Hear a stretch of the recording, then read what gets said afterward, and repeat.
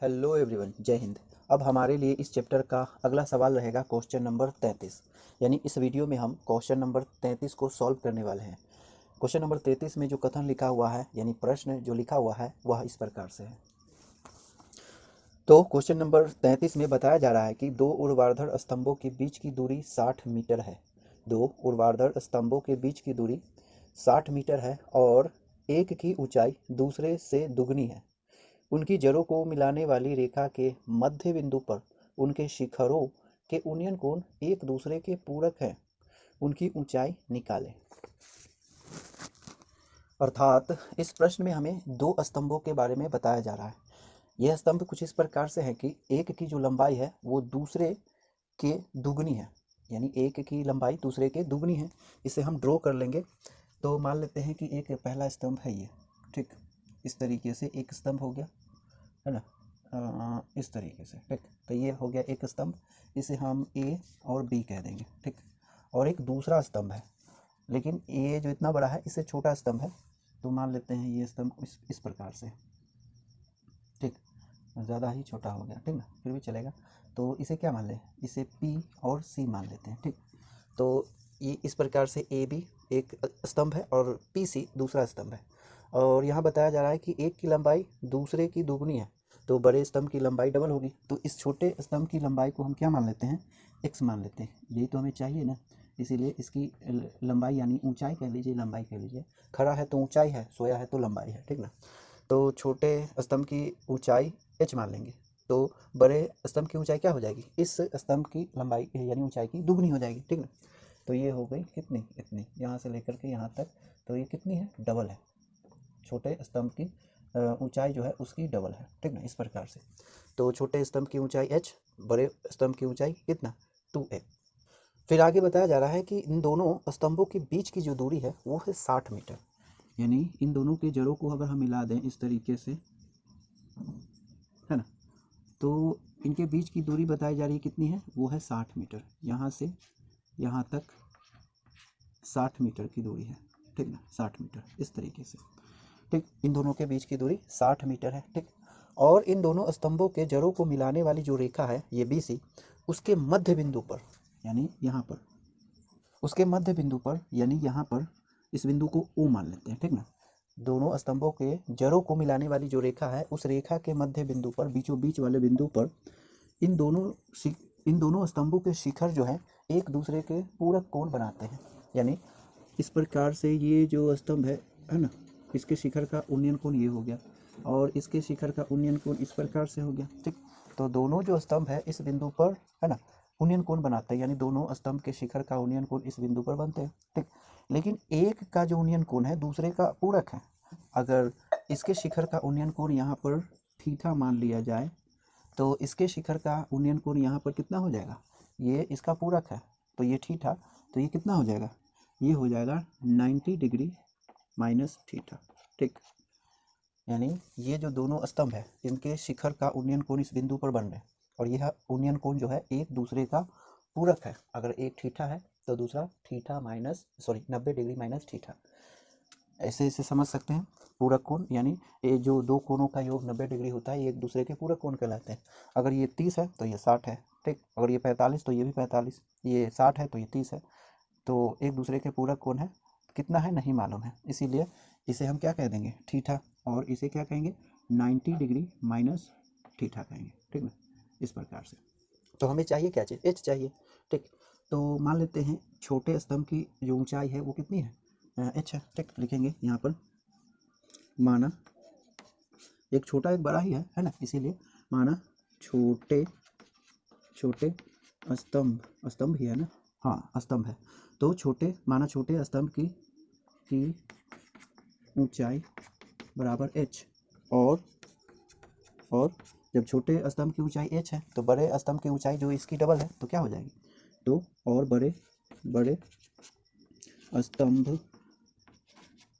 की ऊंचाई वो हो जाएगी 2x, ठीक ना, यहाँ दिख रहा है। तो अब हमें क्या करना है, यहाँ पर h फाइंड करेंगे और उसके बाद 2h फाइंड कर लेंगे, ठीक। तो यहाँ पर दिख रहा है दो त्रिभुज। यहाँ पर ये जो बताया जा रहा है एक और बात कि ये जो O बिंदु है इस रेखा पर मध्य बिंदु है, ठीक ना। यानी यहाँ से लेकर के यहाँ तक जो बिंदु खींचा, ये बिंदु है, ये मध्य बिंदु है, इसीलिए ये मध्य बिंदु इस पूरे BC को दो भाग में बांट देता है।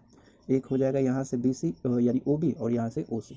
तो ये पूरा 60 है, तो यहाँ से लेकर के यहाँ तक ये क्या हो जाएगा 30 मीटर। ठीक, इसी प्रकार से ये भी कितना हो जाएगा 30 मीटर, क्योंकि O जो बिंदु है ये BC का मध्य बिंदु है और BC की जो लंबाई है वो 60 मीटर है।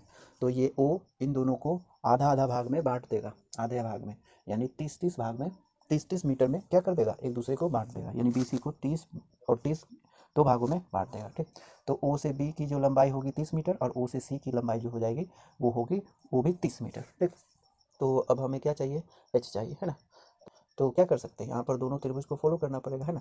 तो पहले ABO में चलते हैं, है ना। लिखेंगे त्रिभुज AOB में, त्रिभुज AOB जो है AOB ये, उसमें ये 90 डिग्री माइनस थीटा को यूज़ किया जाएगा और उसके लिए ये लंब है, यानी AB लंब है और OB आधार है। तो आधार और लंब का रिलेशन है, तो लिखेंगे tan, और इस एंगल के लिए लिखना है तो 90 डिग्री माइनस थीटा बराबर में लंब जो है AB और बट्टे में आधार जो है OB। ठीक, इस प्रकार से। तो यहाँ पर तो स्पेस नहीं है, उधर काम करते हैं थोड़ा इसे सेपरेट करके। ठीक है, तो यहाँ पर tan 90 डिग्री माइनस थीटा है, तो इसे हम पूरा कोण के रिस्पेक्ट में चेंज करके लिखे तो क्या लिख सकते हैं, ये हो जाएगा क्या चीज़, या कॉट थीटा, इस पर से लिख सकते हैं ना। tan 90 डिग्री माइनस थीटा बराबर में होता है कॉट थीटा, है ना। ठीक, तो बराबर में क्या रह जाएगा, बराबर में AB, और AB की जो लंबाई यहाँ पे है कितनी है, वो यानी लंबाई कह रहा हूँ ऊंचाई, तो 2h है, तो रखेंगे 2h।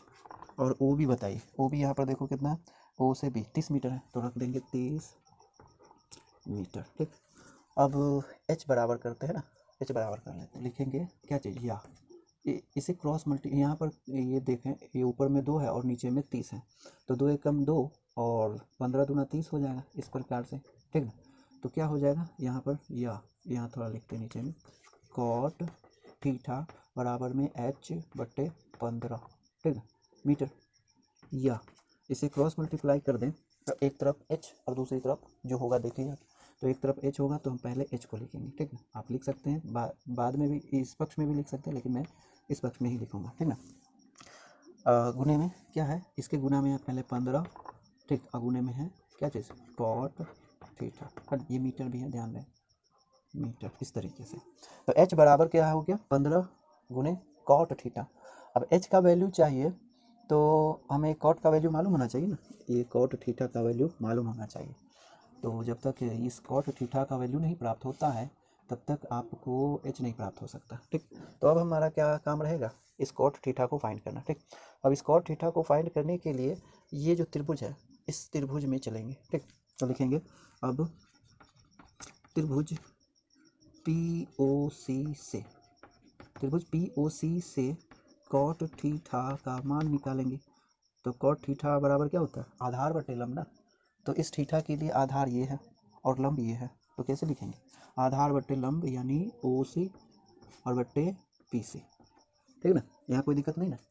कॉट थीटा बराबर OC बटे PC इस त्रिभुज में, कौन सा, POC में। ठीक ना, तो क्या करेंगे, कॉट थीटा चाहिए ना, तो बराबर में यहाँ जगह है, हाँ रख देते हैं, या नीचे लिखते हैं, या कॉट थीटा बराबर कितना है, ये है OC, और OC जो है यहाँ पर देखिए 30 मीटर है, तो लिखेंगे 30 मीटर, और PC जो कि है H, रख देंगे H।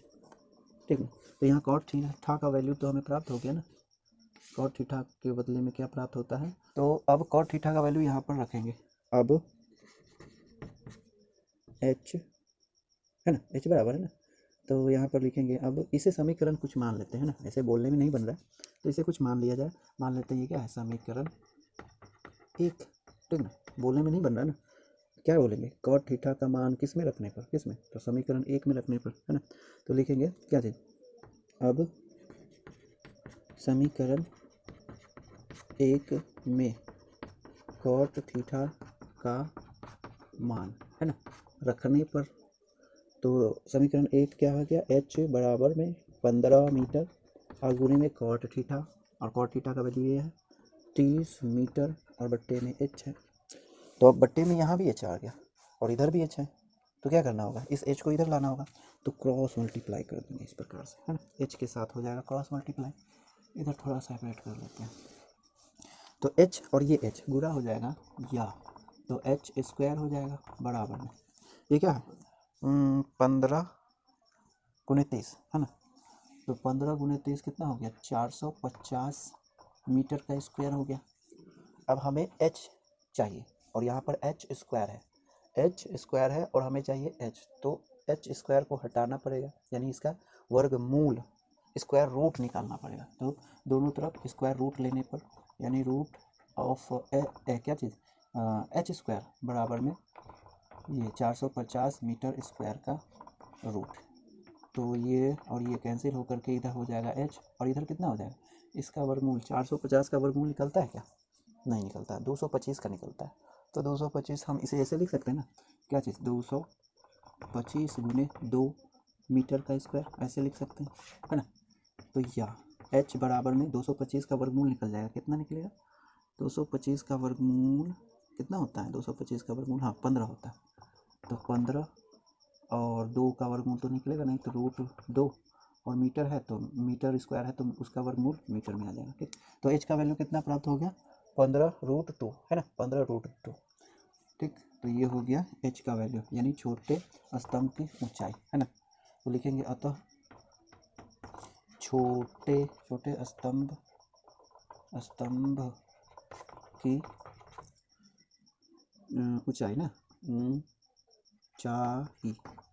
ऊंचाई बराबर 15√2 मीटर, और बड़े स्तंभ की ऊंचाई चाहिए तो इस h में डबल करना पड़ेगा, यानी h में 2 से गुना करना पड़ेगा, है ना, तो ना बड़े स्तंभ की ऊंचाई निकलेगी।